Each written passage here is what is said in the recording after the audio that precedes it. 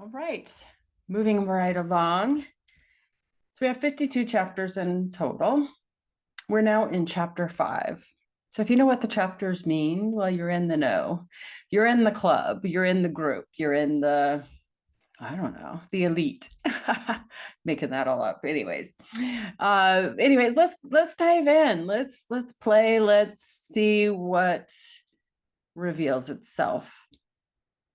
So this chapter is about the pause that creates everything.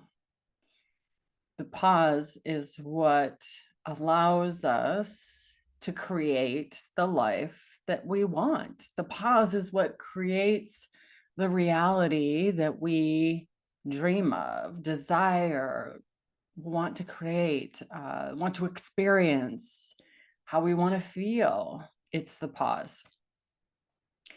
So with everything throughout your day, whether you realize it or not, most of you don't, and that's okay, is that there is a stimulus, something in your environment, something that you see, smell, hear, taste, feel, experience.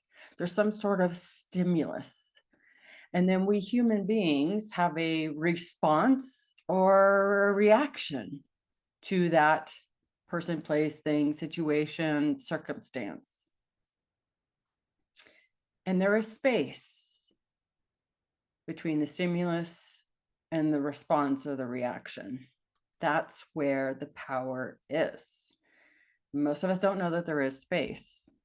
I know it doesn't seem like there's space.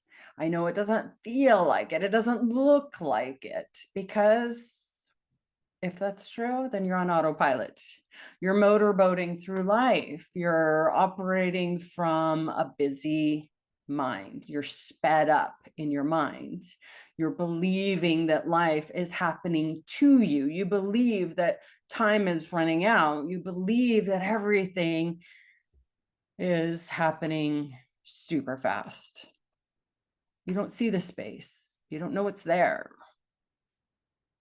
You're reacting to each thought, each feeling. You're reacting to your pants on fire is what I used to say. My pants are on fire today. I just, had just ran at 1,000,000 miles an hour.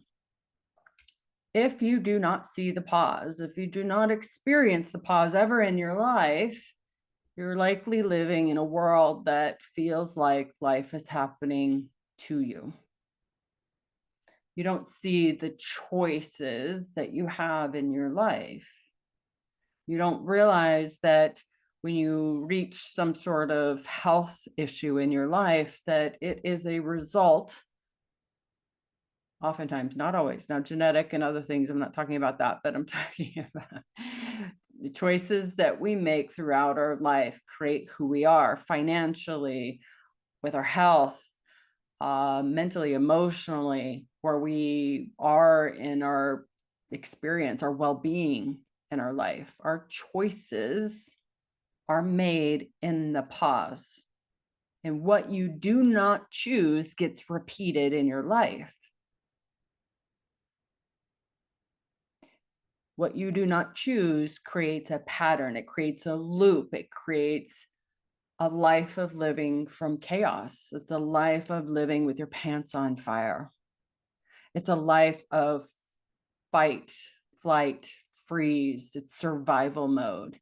It's a life lived from fear. It's where drama lives. That's where mental, emotional, and physical suffering occurs. You have choice in the pause. You have choice in between the stimulus and how you respond or react. You have choice if you're open and willing and curious, if you're curious enough to see it. You will have the power to shift your life to make it more meaningful, more impactful, more value-based. If you're willing and open and curious to see that space, you will see more opportunities open up for you. You'll make more of a difference. You'll be able to serve people. You'll be able to teach people. You'll be able to share more. You'll be able to experience life in 3D. You'll be able to experience life in all of its colors. Because when you're operating from fear and survival mode and fight, flight, freeze, fawn, whatever you want to call it, life feels like it's tunnel vision. It feels like it's black and white. It feels 1D at best. So what is the pause? It's interesting because a lot of times when I talk about it in my book and in coaching is there's this perception that it's slowing down, doing nothing, being lazy, doing less, accomplishing less, or suppression or avoidance or numbing out or whatever. Well, you're not even hearing or willing or open or optimistic enough to have a conscious awareness of what it is that I point to. When you have conscious awareness, which is an infinite number of levels, you will start to see how your reality is created, what creates your experience moment to moment. Naturally, society and culture and how we're raised and demands and comparison and social media and all the things, the busyness, the chaos, the noise has people in reactive mode, blaming people, places, things, situations, and circumstances for how and why their life is the way it is. They're blaming and complaining other things, people, places, situations, circumstances, past, for why their life is the way it is, why they are where they are. They're complaining and commiserating and banding people together to validate them. And there's plenty of people out there that will, which keeps you stuck in the same kind of thinking, keeps you with a low conscious awareness. It keeps you in a negative mindset. It keeps you in fear. It keeps giving you more proof and evidence of why things are the way it is in your life. It keeps you in tunnel vision. It keeps everything in black and white at best. When we complain, when we commiserate, when we band people together that say, oh yeah, me too. And that's your boss is a jerk and your spouse is mean to you. I wouldn't tolerate that. And all the things keeps you believing your reality is created from the stimulus, keeps you locked in and believing that your emotions are injected outside in. It has you living your life from outside in thinking. It has you buying into the perception and belief that people, places, things, situations, and circumstances are making your life miserable. It keeps you buckled in to the emotional roller coaster that you're suffering in. And that roller coaster is going at a high rate of speed. It's a sped up, busy minded reality. And really what it is it's a lack of understanding. It's a misinterpretation. It's a misunderstanding of what creates your reality. And more importantly, it's exhausting. Often leaves my clients and people that I meet on a daily basis very confused. What is the cost? Their mental, emotional, and physical well-being and their happiness.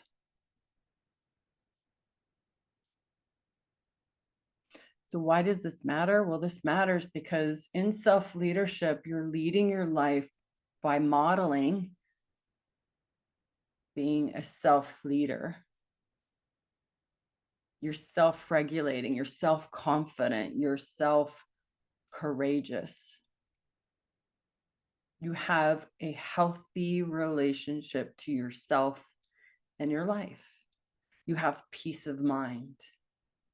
You have awareness that you have thoughts. Some of them are a blessing and some of them are a curse.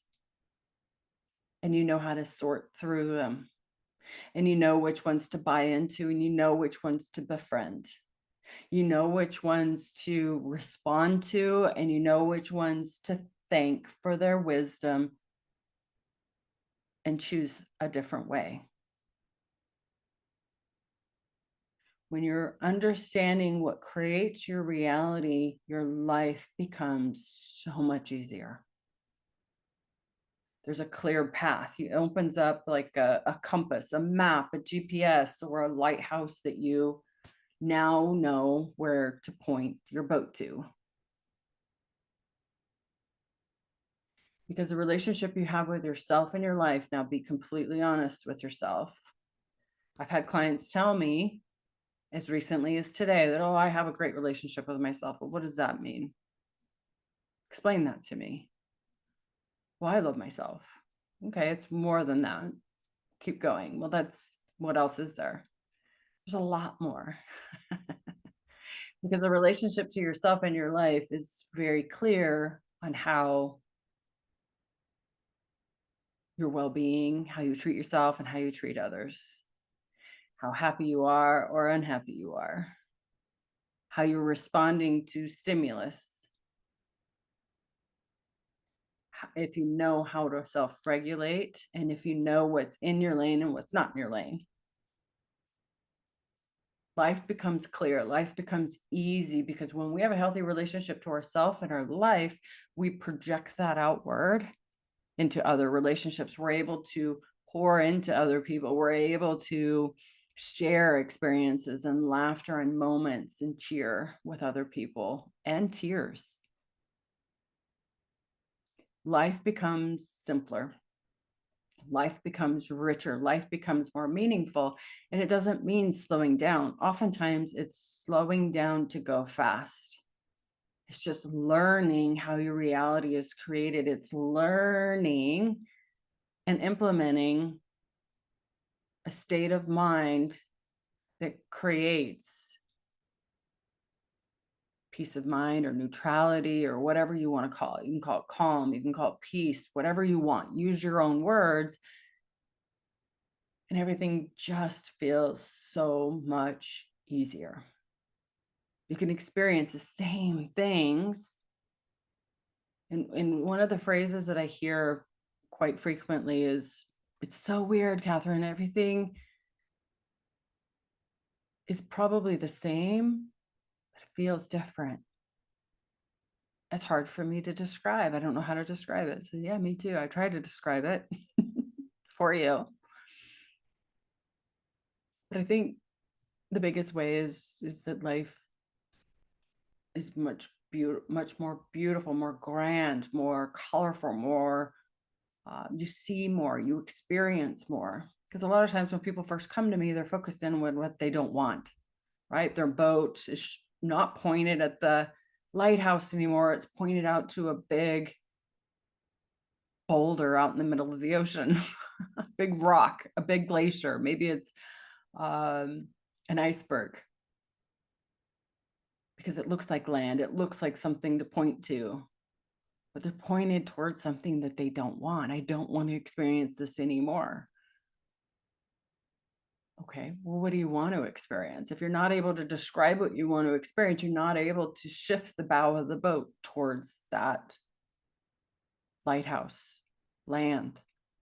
So you're going to continue to point the boat towards the iceberg, because that's the command that you're talking about what you don't want. You're describing what you don't want anymore ad nauseum.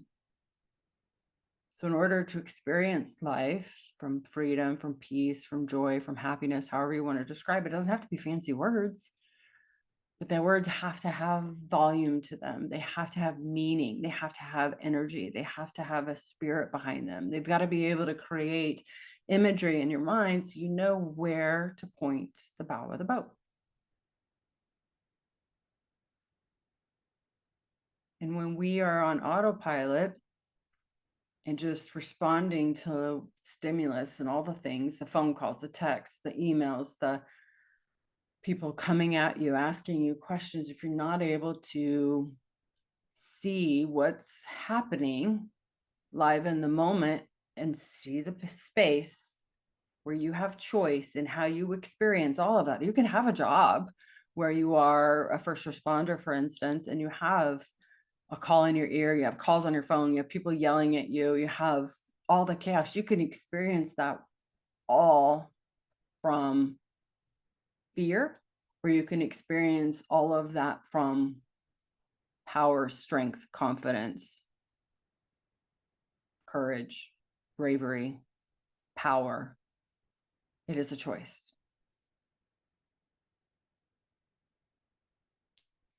Reacting to stimulus, reacting to life in all its glory and all its beautiness is a pattern. Being present in the moment and seeing things happen around you and being very present, awake, alert, and seeing it for truth, seeing it for fact is a completely different level of conscious awareness. It's understanding the thought, feeling, action process. It's seeing what thoughts are automatic and what thoughts you want to choose, and letting the feeling follow that choice and having a clear direction on what action to take. There's a pause in each of those steps. It may be a split second. When you initially learn this, it feels like it's very sudden. But as you understand what creates our reality, that slows down. You don't physically slow down.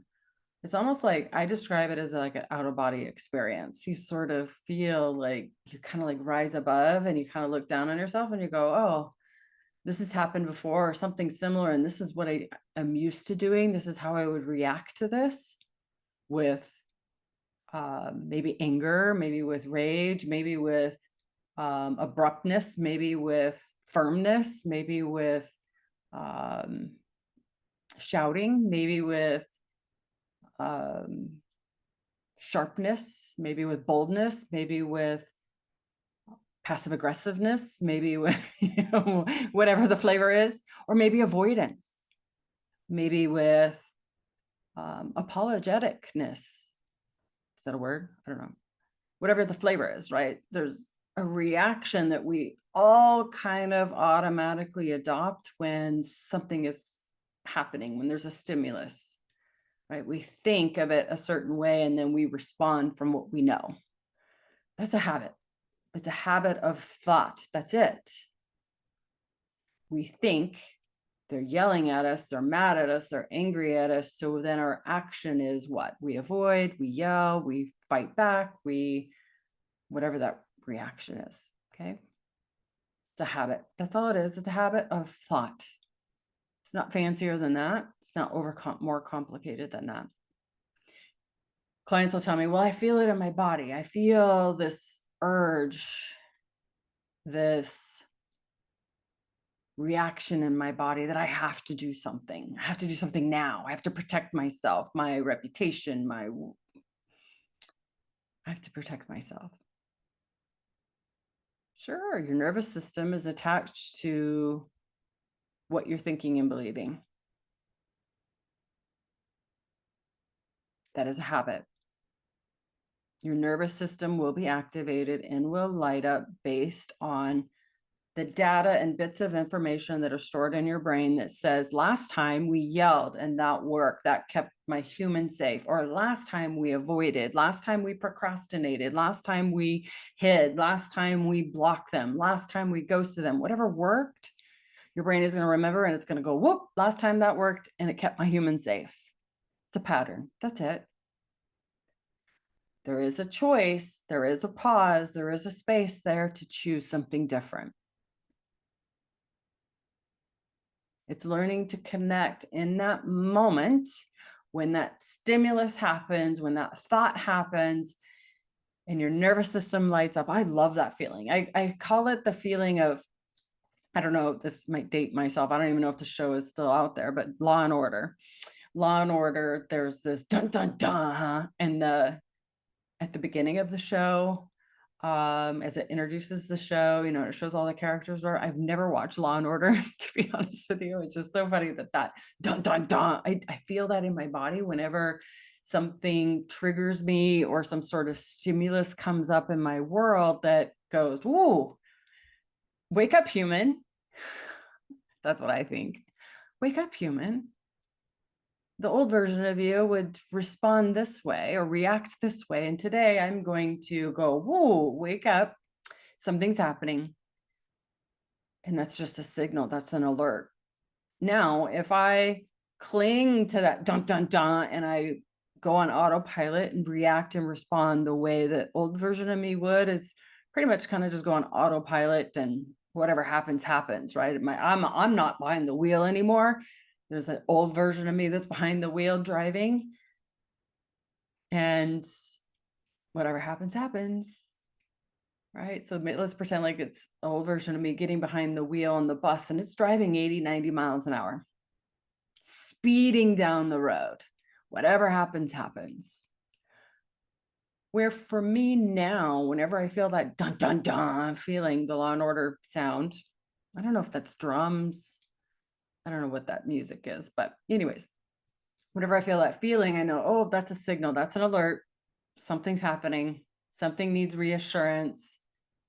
And my nervous system is wanting to react really quick. Flash, react.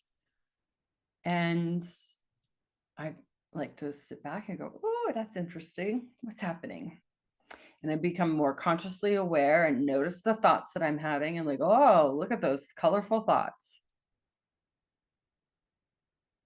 And I like to choose in that moment how I want to feel. I want to choose in that moment to reassure my brain, my nervous system, my mind, my thoughts. I'm okay. I'm okay. I'm safe. Ground myself by activating my senses, one or more of them. I'm okay. I'm going to choose right now how I want to feel, and I will respond as necessary as I get really clear on how I want to feel. It will help me point towards the lighthouse. It'll help me get clear on the instructions and the map and the GPS coordinates that I want to be in alignment with. When I get really clear on how I want to feel, it usually unravels my values in that moment, according to whatever that stimulus is. Because all my thoughts are in that moment based on that stimulus are old programming, old wiring, old blueprints, old stuff, old data, old junk. Okay, because we're born with one fear, and that's sound. That's it. All the other fears are programmed and conditioned and believed. We've inherited that from other people. We've overheard that in movies. We've seen that. We've experienced it. We got somehow, some way, we've got some data or information that says to yell, scream, avoid, hide, procrastinate, block, whatever, isolate. Our thoughts are riddled with judgment. Our thoughts are oftentimes connected to embarrassment. I spent a few weeks really getting clear on in my own life how often embarrassment shows up on a daily basis and how much of a driver it is. And I was actually surprised because when I thought about it initially, I was like, I don't think embarrassment is something that is a driver for me.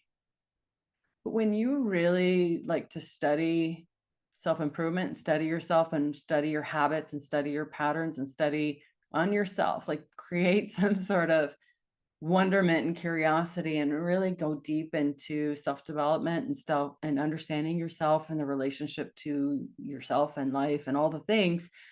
I like to play with different levers and experiment to kind of go, I don't think that really is a factor for me. But I was actually surprised. Embarrassment is a sneaky driver. So out of curiosity, love to hear from you guys. If you're willing to experiment with it for a week, maybe even just a day, how does embarrassment show up in my life? And is it a driver? And actually look for it. Like what you look for, you will find.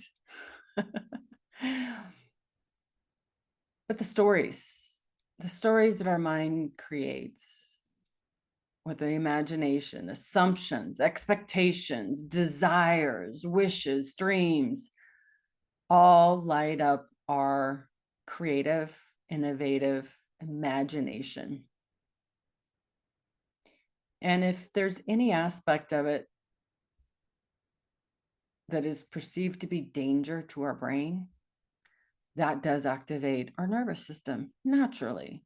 What a beautiful system. It's automatic. It's pretty much. So for me, again, that dun, dun, dun feeling, I welcome it. I love it when I feel that, because I know that when I lean into that and I understand it and I reassure my brain and my nervous system and my body that I'm good, I'm safe, here I am, I'm a human, I'm doing human things. Each time I experience that stimulus, that dun, dun, dun will get lighter, it's softer, quieter, and lose its grip. Will it go away completely forever? Maybe not. And that's okay, because I want to anticipate it. I want to know that it could happen again. Our mind and our brain are working really hard to save us, to protect us, to keep us alive. It's well-meaning. It has great, amazing, positive intentions. It wants to keep us safe.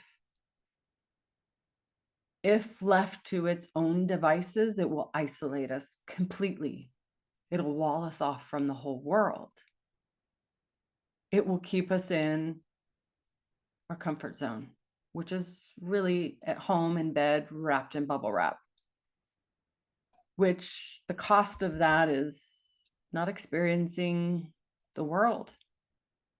It's no longer growing. It's no longer evolving. It's no longer advancing to new levels of awareness and maybe 4D, experiencing life in 4D. I don't know what, is there a 5D? I'm not sure. You can't control the stimulus as much as you think you can or want to. You cannot control other people, places, things, situations, whether you get a raise, whether you're rich, whether you're famous, whether your children like you when they become adults. You can't control outside stimulus. You can command your brain to assign the meaning towards things that lighten your load. It's amazing what I hear in conversations and coaching sessions that people think that they can control. And they don't even realize that they have this controlling, bending reality habit. I mean, people will use all kinds of language and fluff and justifications and reasoning, but at the end of the day, it's control. It's wanting to control how people talk to them. It's wanting to control how people behave. It's wanting people to act and behave according to their rules. It's wanting everything to be a certain way so they feel safe, so they feel good, so they feel happy. But your happiness is not in other things. It's not in anything outside of you. That's not where happiness is. We cannot bend reality. We cannot bend people to our benefit and to our agenda. The more you are creating language and stories that manifest that, the more miserable you'll feel, the more stuck you're going to feel. This is suffering. Mental, emotional, and sometimes physical suffering, because when we are mentally and emotionally exhausted, we're oftentimes not taking care of ourselves physically, right? It's the first thing that goes whenever we're mentally and emotionally exhausted or in grief or overthinking, overanalyzing, is our physical needs. We stop taking care of our body. We stop eating properly. We stop drinking properly. We stop sleeping. We stop exercising. We fall apart. It's learning to let go of the stimulus. It's letting the stimulus do whatever the stimulus wants to do. And again, that's people, places, things, situations, and circumstances. Let them be. Let them happen. Let life unfold. This is a journey. Expect that the journey is exciting, interesting. It's going to unfold however it unfolds. Working with me is learning how to be adaptable, how to be agile, how to be like Gumby and flexible. It's learning how to regulate your own emotions. It's learning to live your life from how you want to feel. Not from old blueprints, not from old programming. It's not from old conditioning. It's not from how your mom wants you to live your life, or your dad, or your brother, or your uncle, or your partner, anybody. Trust me, the people that love and care about you want you to be happy. They want you to live your life how you want to feel. Believe me, because then you show up as a complete, genuine, authentic human being. You show up as a strong, capable, courageous being. So what I teach my clients, and again, I use their language, whatever words land for them, but I teach my clients to be agile and flexible and calm and patient, being light on their feet, optimistic, open-hearted, curious, willing, understanding, whatever the words are that they use, I can help them. As I know where it comes from. It comes from the pause. It comes from understanding how your reality is created and commanding your brain to work for you rather than against you. When you're in flight or fight, freeze, fawn, I think there's another one that I'm missing. It's automatic. That's a habit.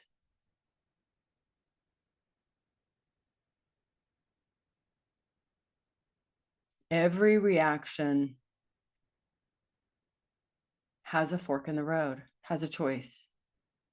If you're willing to see it, there is a pause. There is enough time and space to take the fork in the road that may be different, maybe unfamiliar, maybe uncharted territory, and that's okay. Because until you take that fork in the road that's different, you're going to keep repeating, you're going to keep going around in a circle, keep that same loop, keep that same cycle, keep that same pattern. You're going to create the same misery. But when you choose a fork in the road that's value-based, it's from how you want to feel and how you want to live your life and how you want to experience your reality, until you have the courage and the bravery to experience it different from a value-based way of being, the old way is going to continue to get reinforced. If you go online, if you talk to your friends, talk to your family, they're going to validate you and keep you stuck. Unless you get somebody like me, this shows you your blind spots. This shows you that there is another fork in the road, that you have another choice. In fact, there's an infinite number of choices. It's not two. It's not black or white. There's more than one choice. There's a buffet of choices. How you want to feel is the access code. How you want to feel is going to give you the key to unlock a different route on this road.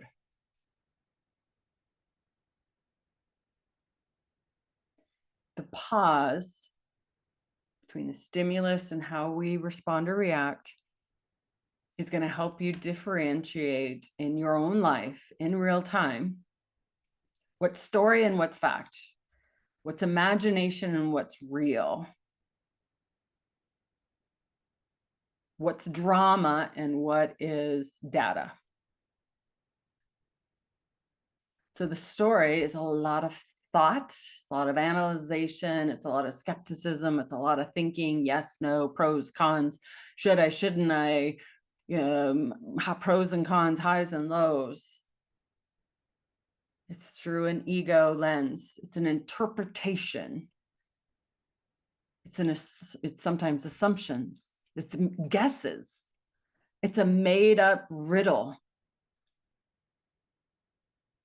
filled with a lot of emotion, a lot of drama, oftentimes a lot of me, a lot of agenda, a lot of expectations. It's a story that fills in the gap. This is where we project outwards, right? You hear about, here's one example. Someone that's angry, right? Angry, guilt-ridden, shameful, embarrassed about themselves are usually bitter, old, mean people, right? They're walking projections. They're going to be bitter, mean, angry, outward. They're going to be yelling, screaming, venting, complaining, because their story in their mind is they have a poor relationship to themselves in life. Their mood, they're a walking mood swing. Maybe they have an agenda too. I don't know.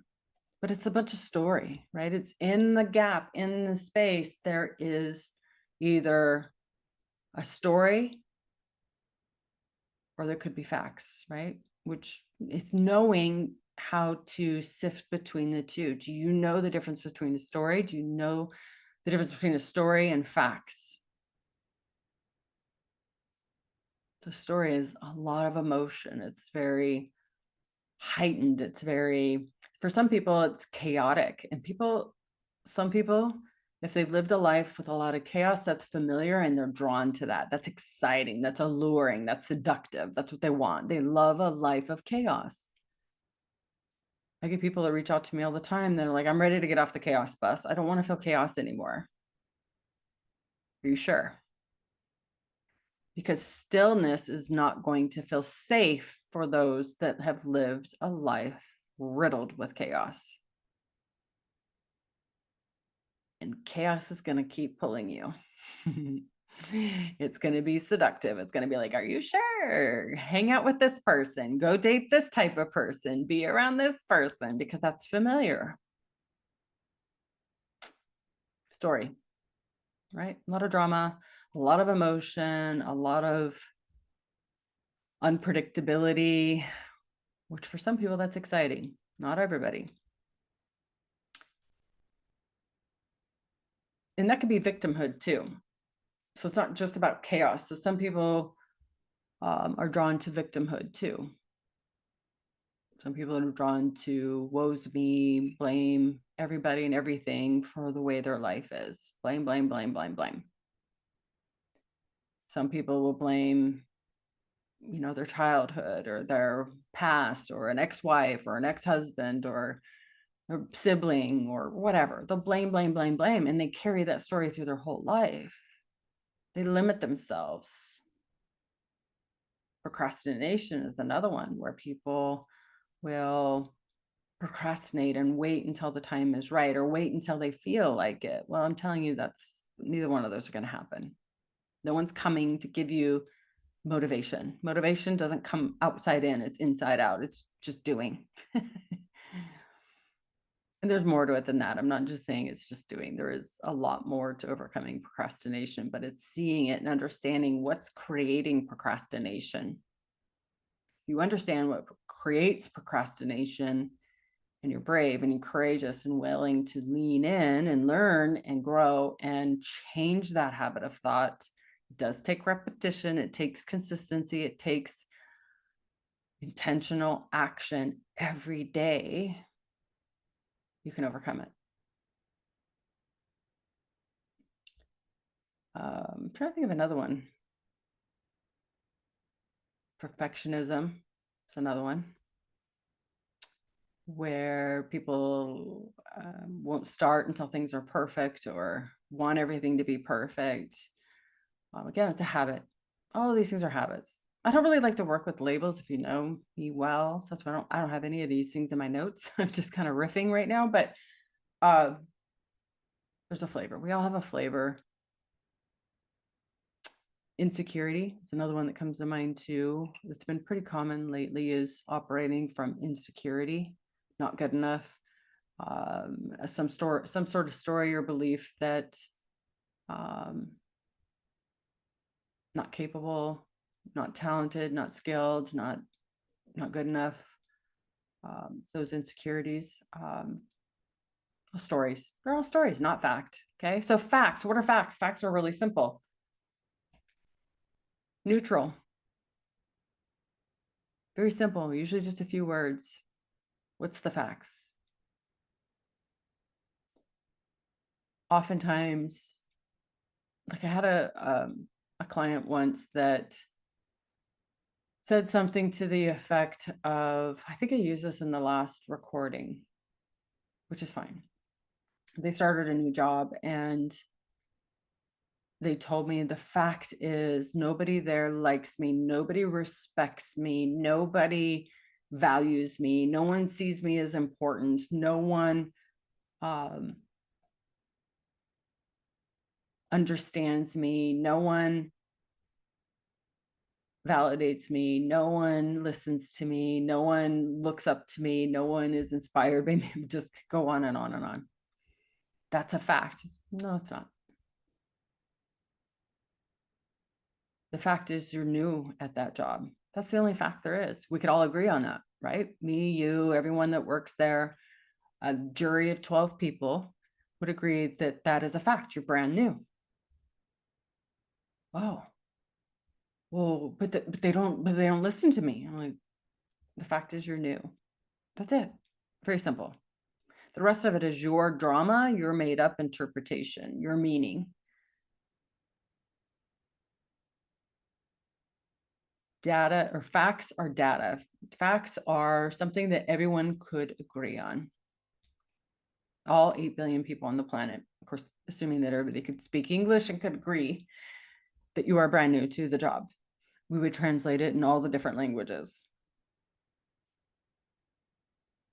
But when we are willing and able to pause and see what's real and what's true and what's a fact versus what drama we're creating, what meaning we're creating out of something as simple as starting a new job, and seeing that the drama is believing that we should be respected when we first walk in that door, that we should be given a crown. That's drama. What happens when you believe that you should be treated a certain way when you first walk into a brand new job, and you demand that everyone treat you with respect and honor you and admire you and hold you in a high regard? Might come off as arrogant. Just a wild guess. Now, that wouldn't be that person's intention. Their intention is, no, I have 32 years of experience and knowledge. Wonderful. Trust is built, trust is earned. Right? How do you want to feel?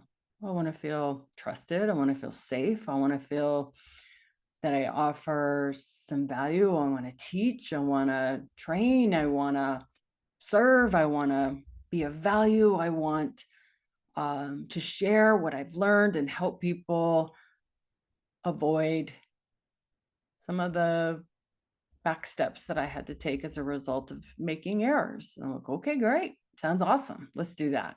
What would that look like? Oh, that might look like sharing a meal with them or sharing stories with them and getting to know them on a personal level and building rapport. Wow. I don't hear being arrogant and ego driven in there.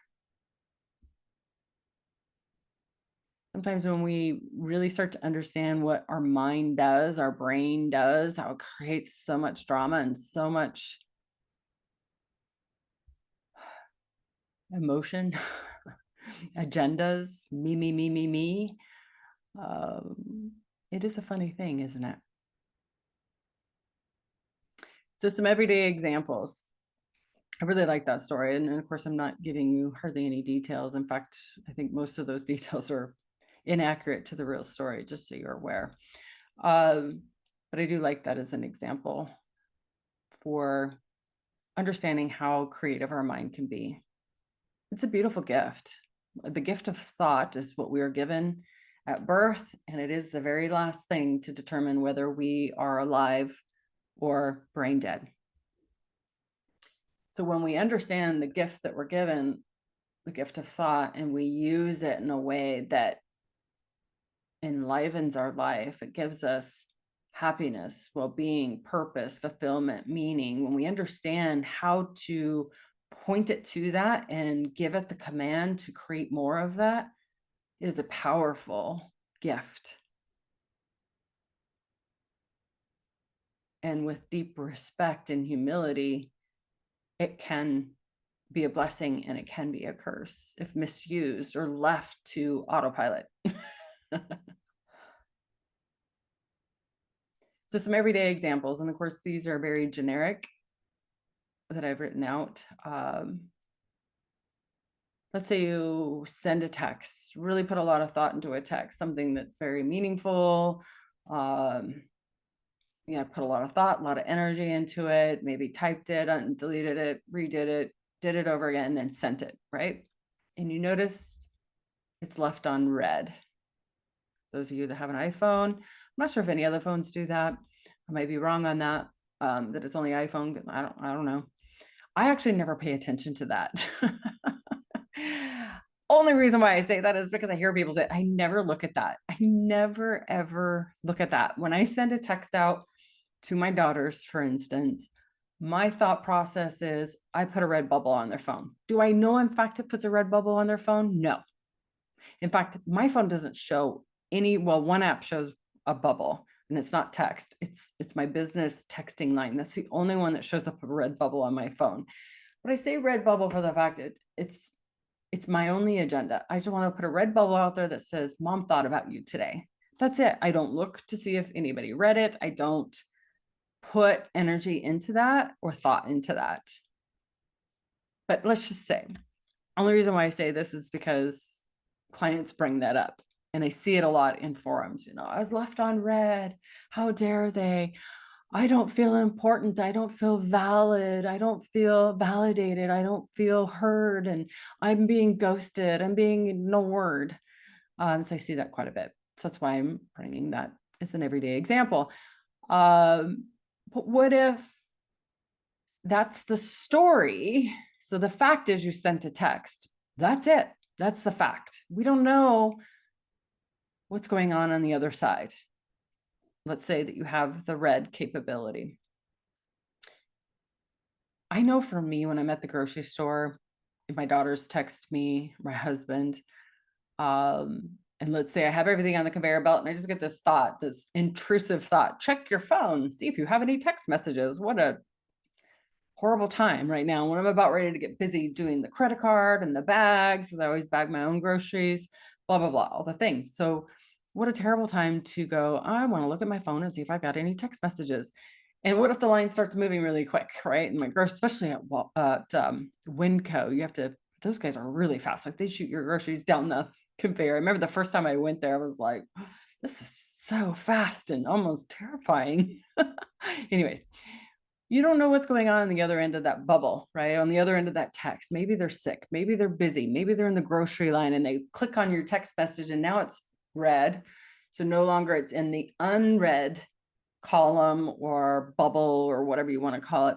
Maybe they're sick. Maybe they're grieving. Maybe today is a day that they memorize or honor someone that passed away and they're just not emotionally, mentally, and physically there to send a text back.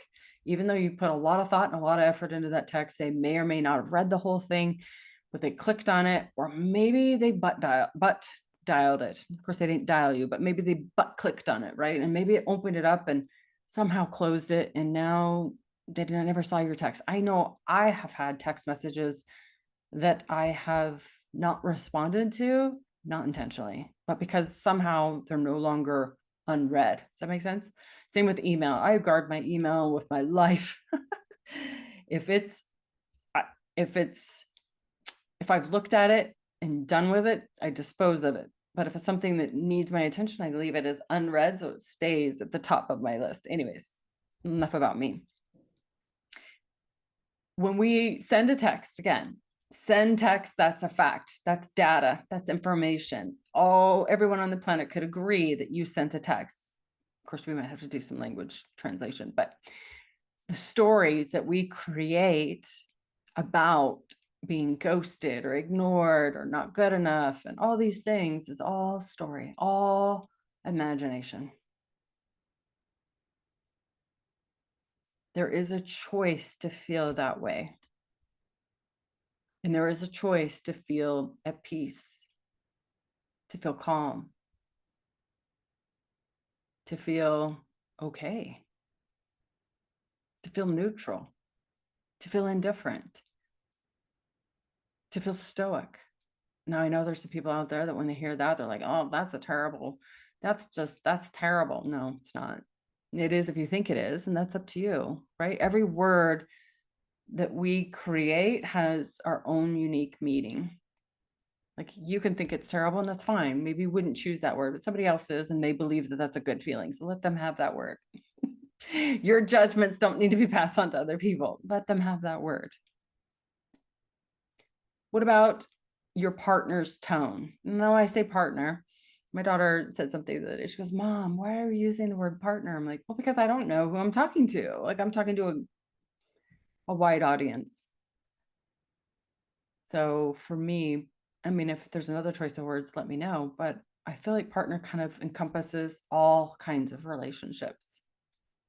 But let's say your partner speaks to you with a tone, one that's not usual. You have a choice to think, well, that's rude. They're dismissive. They shouldn't talk to me like that. That's mean. That's passive aggressive, whatever. We end up putting labels on that tone, that voice, those words that sometimes even turn into a label to that person. Oh, that is a rude person. No, it's not. No, it's not. What is the rest of the story? What is the other person's perspective, view?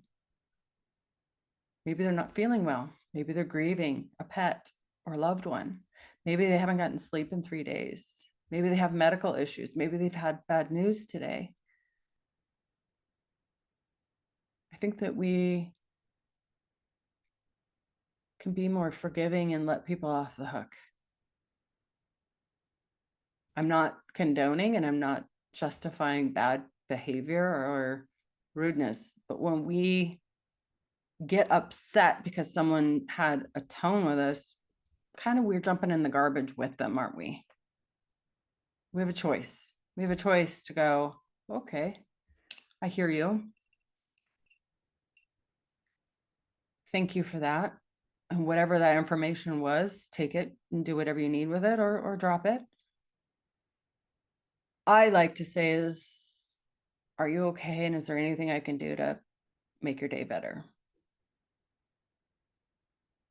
Because it depends on the relationship, right? What if you get a work email that feels accusatory, right? If you're in a situation where you work in maybe corporate world or a large franchise or group of people or individuals, and you feel like the email is accusatory. The only thing that's a fact is you got an email. That's it. The accusatory part can turn into feeling at fault or blamed or less than or not good enough or wronged. We humans love to make meaning out of emails and texts that aren't true. I have read emails before and been like, whoa, close the laptop. I will answer this tomorrow morning. Because that's at the end of the day and at the end of a tough day. This is back in my old career. And then open up the email or open up the laptop the next day and read the same email. And I'm like, I'm pretty sure this is not the same email I read last night. Like the words are different. It sounds different. Like I'll read it again and I'm like, wow, there's less words on this sheet. We don't know, like maybe the email is a little abrupt, maybe there's no punctuation, or maybe it's all capital letters. Who knows, right? The person that typed it out may have had a bad day as well. Maybe they're overwhelmed, maybe they're tired, maybe they're dealing with some health issues or personal issues or death or some sort of health scare. I don't know. Who knows, right? There was an email sent. This is the only thing that's a fact. So it is interesting how each one of those scenarios, and same with the job, right? Being brand new at the job and believing that you should be honored and red carpet rolled out when you first walk into a brand new job. It's interesting how we human beings can believe different things and have a perception of the same world and view it differently. There is a choice. There is a choice in how you experience each one of those things. A new job, a text that's sent and left unread, someone's tone that they have with you, an email, right? We have a choice in how we think, what we believe, how we feel, and how we respond to it. Now, for those of you that have a history of reacting violently from emotions that are heated or very like, I always think of it like a match, lighting a match, you know, that really bright flash. If that is a habit, you're not seeing the pause, you're not seeing the space to have a choice in how you respond. And oftentimes when we operate from the flick of the match, from a hot fire, oftentimes there might be some regret, maybe not super consciously, and maybe you wouldn't say those words, but later on in your life, you'll look over at your whole life and see all the accumulation of, yeah, that's kind of, I was very reactive to my intrusive thoughts. And what I want to point you guys to, for those of you that are interested, and it could be another way also as well, as the avoidant, right? Somebody that receives the email or doesn't get a response back, then they cut people out of their life, they avoid, they hide, they dodge, they block, they disassociate, all the different things. I mean, there's different flavors, different ways of doing things. And what I want to show you is there's alternative ways. There is a space and there is choice. There is a simple question that I provide to all my clients whenever they feel activated or triggered or want to avoid or dodge or hide or whatever the flavor is, procrastinate. It's how you want to feel. How do I want to feel is the way I word it for them to say to themselves. How do I want to feel? Because when we kind of back to the guy that, you know, started the new job, how do you want to feel? Well, he wants to feel like he's serving. He wants to provide value. Whenever we get into using words to answer that question that are within his control and his power, right? So if he would have used words like, well, I want them to dote over me. I want them to create a parade for me on my first day. I want them to bow to me. You know, okay, what are we doing? So it's not words like that. It's words that give you a way of being, how to move forward, how to navigate forward, and seeing yourself thinking and believing and behaving in a way that you value, that is important to you, that gives you a direction, a way of being. Okay, so that is the question. That is a question that I reinforce. In fact, I have it on my wristband. How do I want to feel? Those of you that have them know to remind you. When you feel activated, when you feel triggered, when you feel like dodging, avoiding, procrastinating, whatever the flavor is that you're wanting to unlearn. It's also important to, when moving forward, to not only implement the pause, looking for the pause and looking for the fork in the road, which again is infinite number of choices. You've got a buffet of choices. It's also reflecting on a daily, weekly, monthly basis frequently. To reflect on, was I triggered today? Was I activated today? Did I attempt to avoid? Did I look to procrastinate in some way? And how would the pause have benefited me? And if I used the pause, how did I respond differently than what I would have based on old patterns, old loops, old habits, old ways of being? Because when we reflect on ourselves, when we self-reflect, when we're very reflective and start seeing and realizing that we're doing things differently, when we're very conscious aware, when we start self-regulating and we start seeking to understand ourselves and our patterns and why we do what we do live in the moment, and you can see clearer when you're activated or triggered, we start to heal those dun dun dun feelings. They get lighter, they have less grip on you, and they get softer, and they become less frequent. And then you got new triggers. Surprise. It's a journey. It's an adventure because there'll be new ones, and that's great. I love to be activated. I lean into it. I put myself in situations that I know could trigger me, could challenge me, could activate me. I love doing that because inoculation is how you learn. When you lean into a feeling, you grow, you evolve, you prevail, you become more agile. And when they happen, you're not caught off guard because you anticipate it, you expect it. And the pause becomes bigger.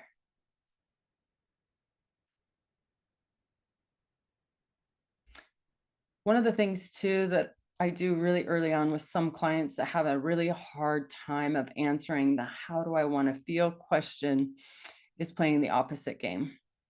Now, this is somebody that's usually lived in a world of highly triggered or activated or fight, flight, freeze, fawn, has been very familiar or lived in a world of chaos or maybe a lot of trauma or a lot of stress, anxiety, worry, blah, blah, blah. Like if they're really attached to that and they really just can't see a way out and they really can't answer that question from powerful, positive, strong, motivating language, I always am tracking words of what they don't want. So then I'll pause them, stop them, and we'll play the opposite game. So if they're telling me, oh, I feel triggered, I feel anxious, I feel worried, and I'll repeat each of those words one at a time, and I'll ask them to come up with a few words that are the opposite of that. What's the opposite of anxious? What is the opposite of worried? What's the opposite of angry? What's the opposite of, and then we play that for a little while until they come up with their own words. I can't give them words because their words are unique to them and have unique meanings. One of the other things that I teach my clients too is sensory regulation or somatic regulation. But it's really about learning to use your body and your senses to redirect your brain. This question does too. How do I want to feel redirects the brain. It takes the brain off the glacier or the not the glacier, but I'm always thinking of the Titanic. Not the glacier, but the iceberg. Takes the direction off the iceberg and moves it towards the lighthouse, right? It redirects the brain. It gives the brain something to focus in on.